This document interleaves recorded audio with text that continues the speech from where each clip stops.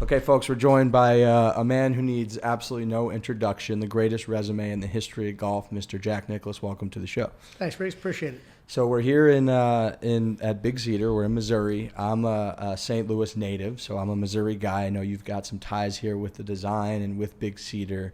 Talk about how this place, has impacted you and how you've been able to impact this place.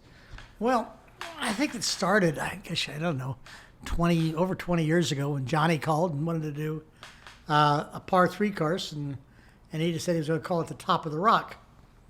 And so, we did the par 3 course. I didn't pay a whole lot of attention to it at the time. I mean, it was like, what do you do with a par 3 course on a rock? You just sort of, you put it in and you do it. But since that time, we probably spent, I don't know, $1 million doing the golf course. Since then, he's probably put $20 million into it in landscaping, lakes, and rock work and beautification. And it bears no resemblance to what I did. Yeah. But that's Johnny, and that's okay. But then he started adding into it and started adding other golf courses. So he started doing some things. And, of course, today they're opening up Tigers Course in Paynes Valley. And he's building himself a golf resort in the middle of Missouri. It's amazing. So it's funny because the par 3s now are sort of all the craze. At Pinehurst, they've got the Cradle and the Bandons and the Cabots of the world are adding par 3 courses. So how do you feel kind of about this, this push to get more fun, enjoyable, simple, shorter courses? How do you feel about that in terms That's of fine. results? I think that you probably should do golf courses for 99% of the people that are going to play them 9% of the time, right, rather than the 1% and the 1%. It depends on what you're doing a golf course for. And from Johnny's case, he's doing golf courses here for people to come and enjoy and have fun. So they shouldn't be difficult golf courses. They're not holding tournaments on them. And if they do hold a tournament on it, what do we hold, the Legends here? Who really cares what us Legends shot? Nobody cares.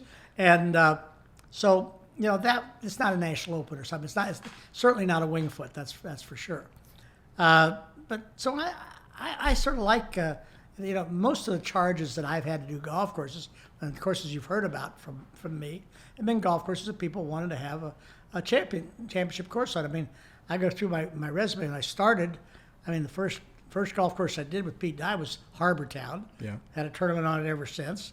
Then we came along with, I did a golf course with Elizabeth Muirhead called Muirfield Village.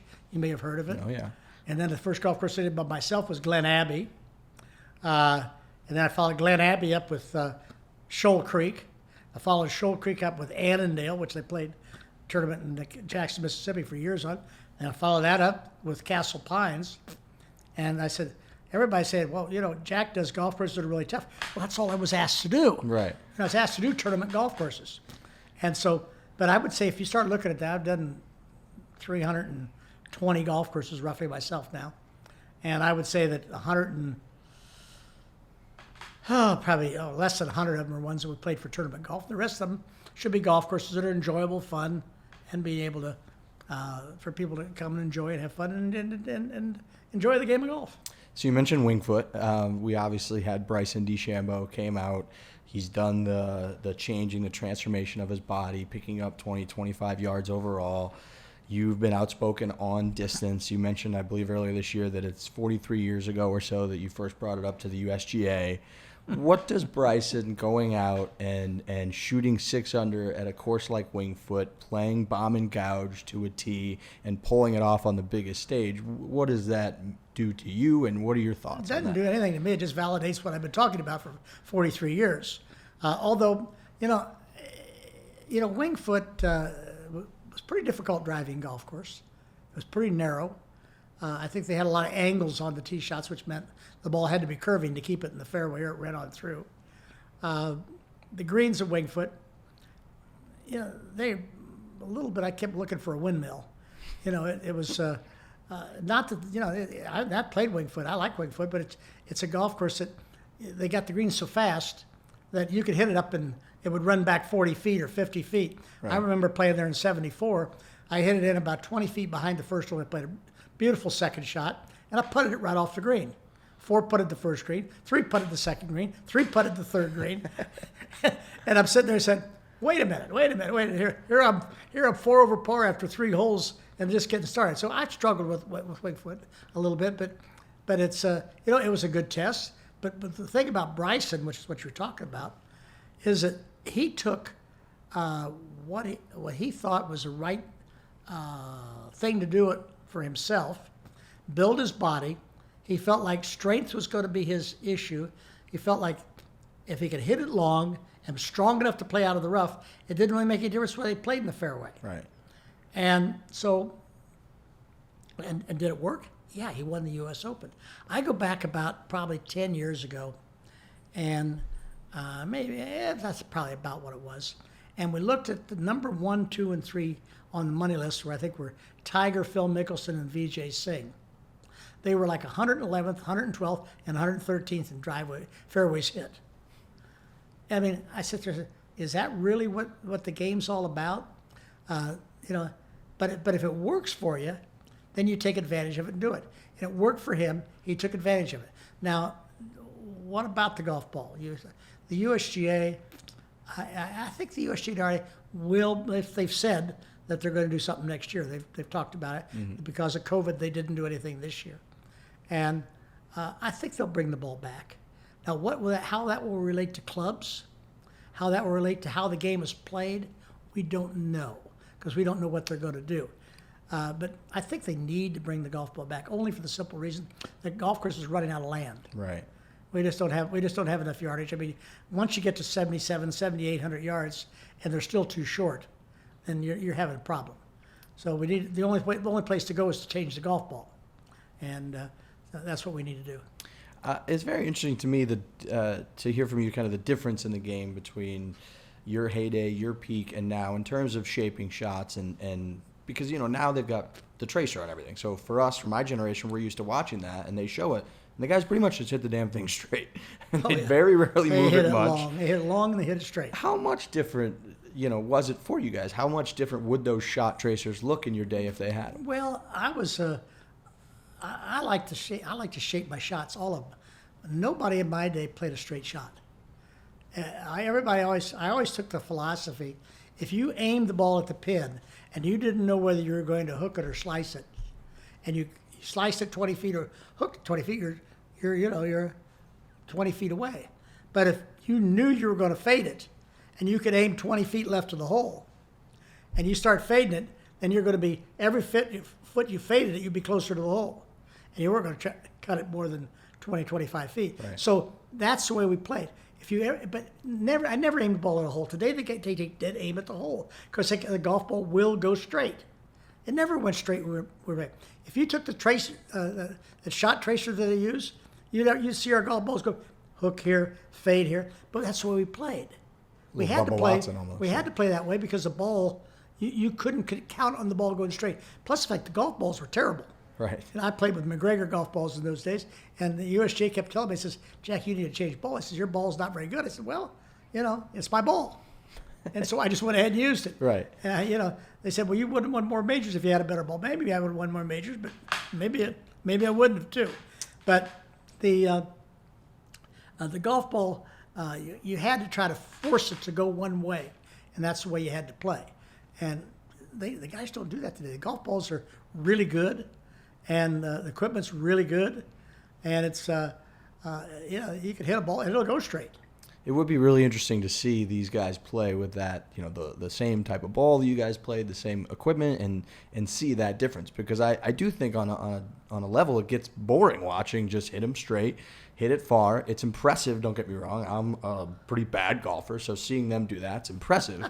But on the highest level, it does lose some of that artistry. And watching some of the old school clips of guys shaping it and Mr. Palmer with the helicopter finish and all the different things to try to shape it, and it's just Patrick Reed tried to copy that. Yeah, big time. But you're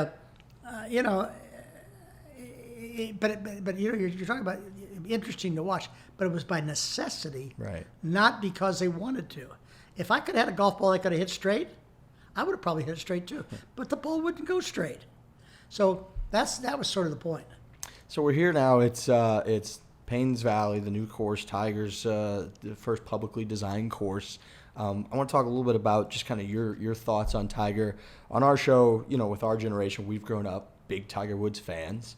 But my dad's the biggest Jack Nicklaus fan in the world, and we have a lot of fun with it of kind of Sure. comparing the two.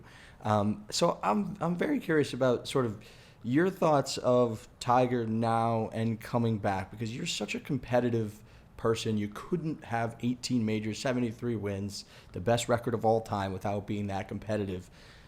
Does part of you, when he is coming back, does part of you think like, oh, shucks, like, man, my record, it was looking really good? Is there any part of you that thinks that? I don't really worry about that. I did what I did. I probably, if I'd known Tiger was going to come along, I'd have played more and probably tried to win more. But, I lost my interest about age 40. Yeah. I hit lightning in a bottle at age 46, but basically I lost my interest about age 40 because I knew my skills were going the other way. I wanted to watch my kids play football and Right. basketball. And, I was doing other things. And so that's okay. But I see Tiger come along, and the work ethic that he has, the perseverance that he's had, the setbacks that he's had physically, I think he's done fantastic. When he came back and won the Masters a year ago, I was very happy for him. And, do I want anybody to break my record? Of course I don't. Right. But if he does, he does. That's all right. That's not that big a deal. It won't, by him breaking my record won't diminish mine. It would be fine. But Tiger's 44 now. I don't think he's probably feeling great. My understanding is that he's hurting, and we all hurt. I don't know how much he's hurting, how much he wants to play, how much he wants to continue to go after it. We'll find when he goes to Augusta here in about 6 weeks time. We'll find out how hard he's worked to prepare himself for it. He's lost a lot of weight. Tiger's not, but about 65 pounds right now. Yeah. I've never seen him that light. He's always been, 200 pounds or over. And I don't know whether that's, and I haven't really talked to him. I'm here sort of guessing myself. He looks, I see him wince every once in a while when he hits shots, and I see him not as strong as he was. Maybe that's because he's can't get in the gym because he hurts. I don't know. I really don't know. I'm just guessing. But Tiger is a hell of a competitor. He's a heck of a golfer. His work ethic's been great. He's been great for the game of golf. He's as talented a guy as has ever played the game, and maybe the most talented. I don't know, even including myself. That's fine, but things will play out. They'll play out in the next few years. We'll see if Tiger breaks my record or not breaks my record. But I don't know. I'm interested in watching it. I just find it very fascinating. I find it very fascinating hearing you discuss it, and it's, to me, I've always thought, he's Jack Nicklaus. You don't go out and win 18 majors and not care, of course, about the record. That's why you play. You play to win. You play to rack them up. You play to play the best when it matters the most, and you did that more than anyone. So I've always just thought, of course he pays attention, and of course I do. it's on his mind. And so I think it's really cool to hear you say that, especially the comment about if I knew Tiger was going to come along, because your record, the 18, was so unobtainable, and then here comes someone that people were saying X, Y, or Z. But another thing is the 19 times runner-up in majors. I feel like I hear Choked people, 19 times. I hear people bring that up all the time, and to folks that haven't heard it before, that's such a staggering number. How proud are you of that number? Well, I don't know how many thirds I had. I was probably 10 times or something like that, third. So, of those tournaments that I didn't win, I basically tried to put myself in a position to win. I was never a guy that went out on a limb and had 265 yards over water to put it on a green and needed to win a golf championship.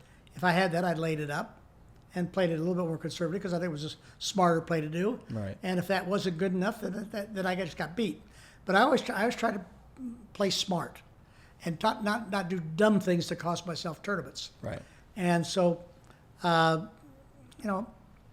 I played through the years, all I ever tried to do was be able to prepare myself the best I could, try to play the best I could when I played, and gave it my number one effort.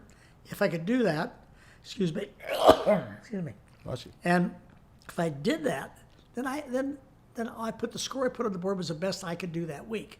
I was never embarrassed by it, because if somebody just played better and beat me, well done. Shake hands with him and put a smile on your face and move on. And I did that a few times.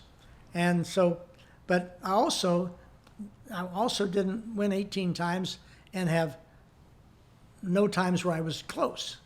I always put myself in a position to win. And I know that Tiger played very much the same time. Once Tiger got the lead, Tiger never let anybody catch him. What he won 12 in a row or something like that. Right. Before he lost one when he was leading. I guess Y Yang was the first time he lost. Yep. And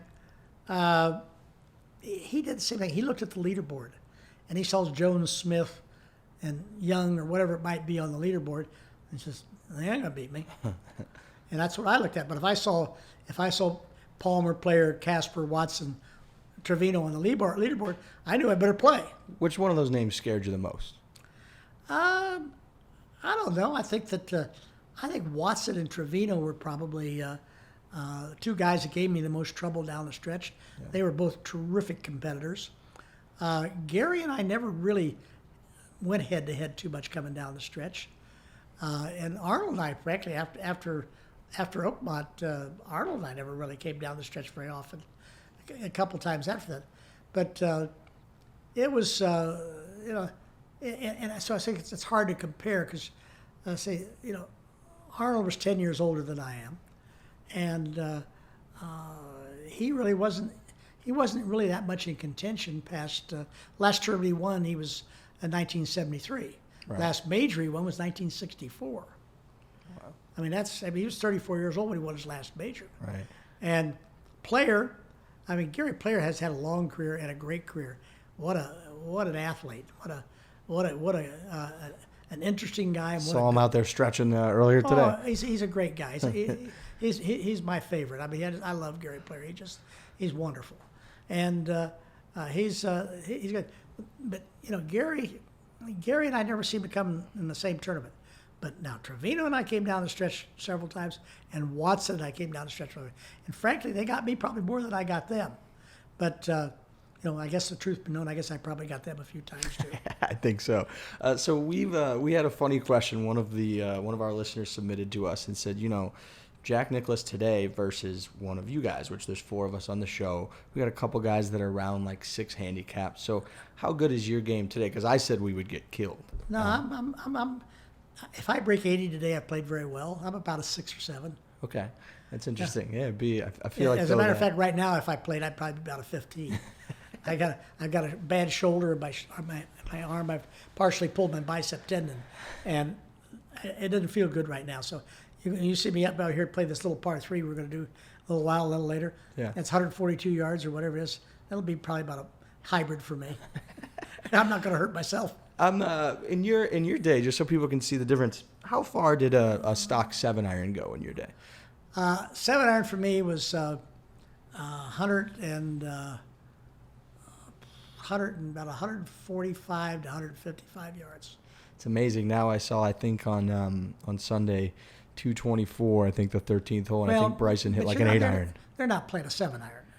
We're not playing the same golf club. Right. Because my golf clubs were. To start off with, my golf clubs were all about half an inch shorter than standard. I did that one. My lofts, in other words, my 9-iron loft was 47 degrees. Now, guys, pitching wedges today are 45 to 47. Right. So you get a guy today that's got a pitching wedge with 45 degrees, and he's got 3 inches longer shaft on it. He's basically got a 6-iron. Right. From what I played, and it's just I knew it happened back I think Hogan Company one year sort of started it. They did forgings, and they came in with a set of forgings that were all, they all came in at C8 or C9. They had them made overseas. Couldn't sell them. Yeah. And they didn't know what to do with them. And somebody came up with the idea, said, why don't we add 3/4 of an inch to the shaft? And that'll bring the swing up to about D3. They added 3/4 of an inch, sold the clubs. People started in their 5-iron 10, 15 yards further because it had basically, instead of a 5-iron shaft, it had a 3-iron shaft. Right. And so they said, man, look how far I can hit my 5-iron. Man, those Hogans have really great. I got to get myself another set of those Hogans. And then they came up with the idea the next year that said, they said, well, you know, why instead of put a 5 on the bottom of the club, why don't we just put a 6 on that club? Right. And all of a sudden, now we got a 5. Now we got an old 5-iron Goes. with a 3-iron shaft with a 6 on the bottom of it. And that's what the guys. That's what's happened. So the guys have got clubs that just don't match up to what we played with. Right. Well, Mr. Jack Nicklaus, it was a pleasure. I know you've delivered countless memories for tons of golf fans all over the place. The 1986 Masters, I've rewatched it a million times. I know it's probably one of my dad's favorite sports moments of all time. So talking to you is a real honor. I appreciate it. It's my pleasure. Thank you. Nice to talk to you. That's great.